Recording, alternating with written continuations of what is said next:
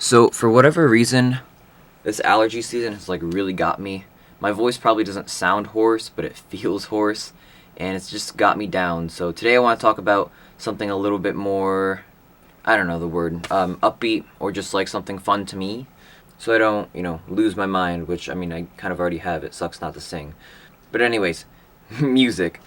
Music is so like simple when you like break down the fundamentals of it, but yet it's lasted all the way up to this point in time.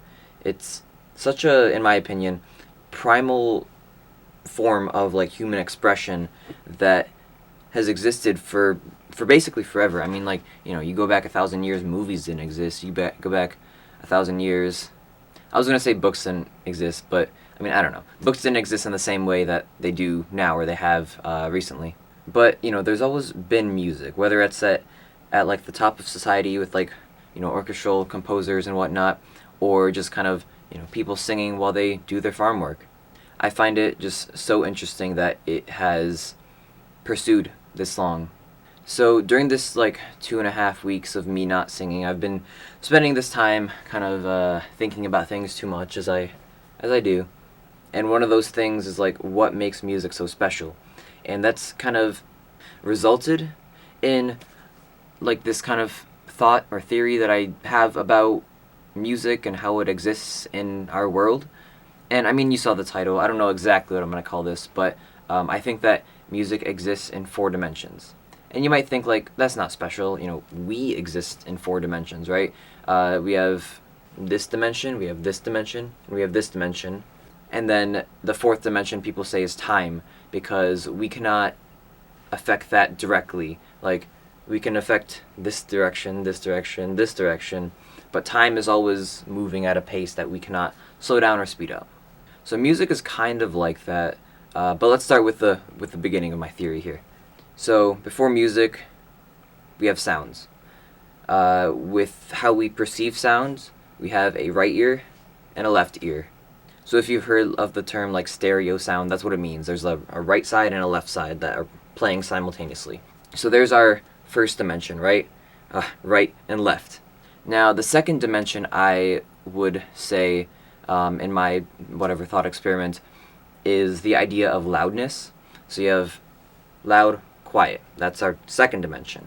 I think, again, I don't have to explain this because if you're watching this, you're probably a human, but quiet sounds and loud sounds, even if they're the same sound, have a different effect on, I guess, the feeling associated with the sound.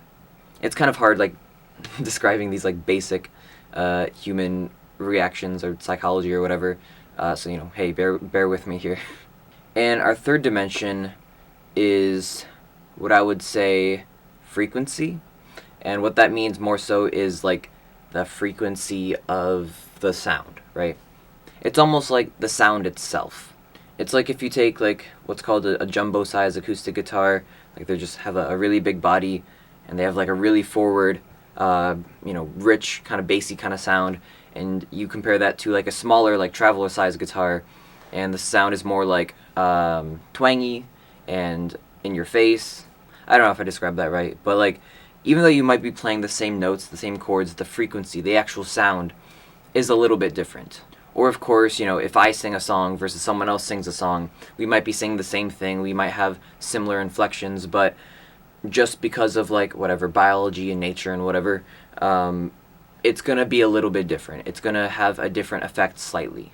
And that leaves us with our fourth dimension, and I was debating if I should call the fourth dimension for music time, or just like something else.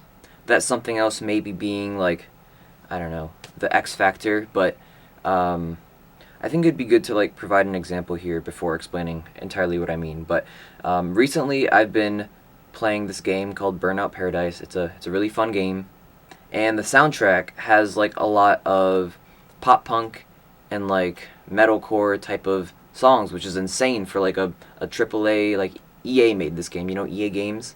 Back when they used to make real video games, they put like pop punk and metalcore on a soundtrack. And I don't know, it just fits so well. But there's one song on that entire soundtrack that really stuck out to me. It was Calling All Cars by the band called Senses Fail. So I went out and checked out the album that that song's from. The album is called Still Searching by, of course, the band Senses Fail. I highly recommend if you're into, like, I don't know, pop punk and a little bit of metal. It's a good listen. It's a very good listen. But that kind of got me thinking, like, man, they don't make this kind of music anymore. And I mean, maybe it's just the nostalgia bug hitting me. I've never heard this band before, but, you know. And then I thought, like, well, what if this album did come out today? Uh, what would that do? What would that mean? And I kind of thought of the fact that I don't think the album would have sounded the way it does. It kind of has that uh, early to mid 2000s kind of rock production sound, like the Green Day stuff and My Chemical Romance, where it's pretty bright and the drums are like really compressed, and the whole sound is very just compressed. It's a very like distinct sound. Like if you know what I'm talking about, then you know. But I don't know. Go listen to like The Black Parade by My Chemical Romance, and it sounds really good. But you'll notice that everything just sounds like really just like tightly squeezed together, and like held together with like some super glue or whatever. And that is very much like a product of its time. So if this album came out today, it might replicate that sound, but it's never gonna be that sound because it didn't come out in the time where that kind of sound was popular, if that makes any sense at all.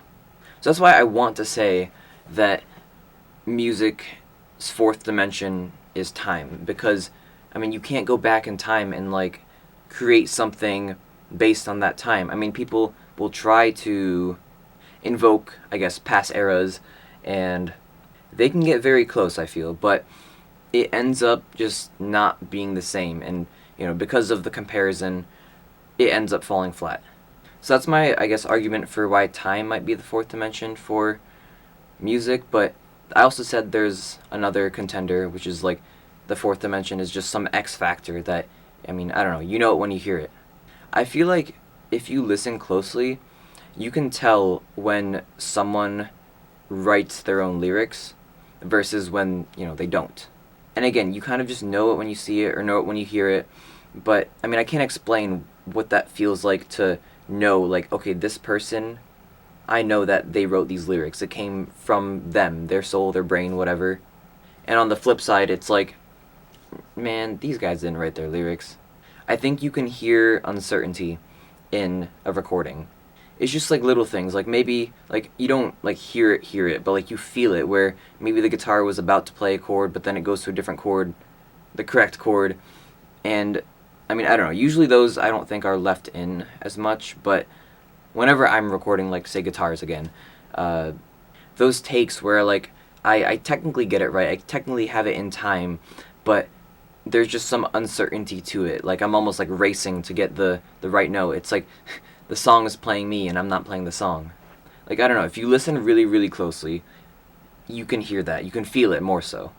I feel like in anything else, if it's right, then it's right, If a basketball player like shoots a shot and it goes in, then the team gets the points. It doesn't matter if it was a shot with terrible form or not.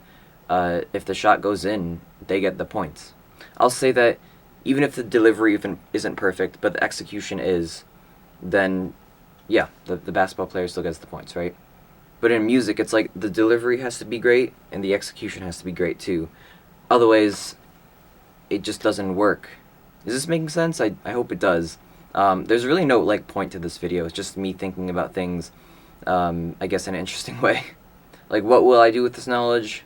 I don't know.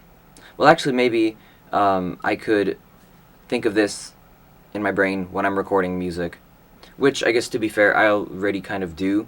Whenever I record, I mean any instrument of a song, I try to do all of the parts in one session or like in one day because of exactly what I'm saying, right? If you record like the chorus of a song, like the vocal part, the chorus of a song, and come back a different day, just by, I don't know, nature, I guess, your voice is going to be different for the both of those days just because of, I don't know, the weather or your mood.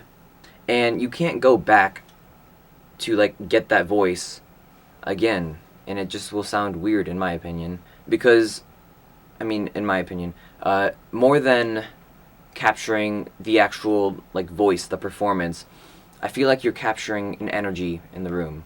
And I think maybe it's just that energy that is that fourth dimension, that X factor, like I keep saying. So yeah, I guess music is very like a spiritual thing for me. So when I say like I'm capturing the energy in a room, like I mean that in like a pretty spiritual way too. And I'm not saying that in like a pretentious way. I'm saying that in a very literal way. You know, there is no, so to speak, God of music. Like in that setting, music is God. And before I sound too insane, I'm just gonna cut it off right there. Cool. Thanks for watching. I'm out. Peace.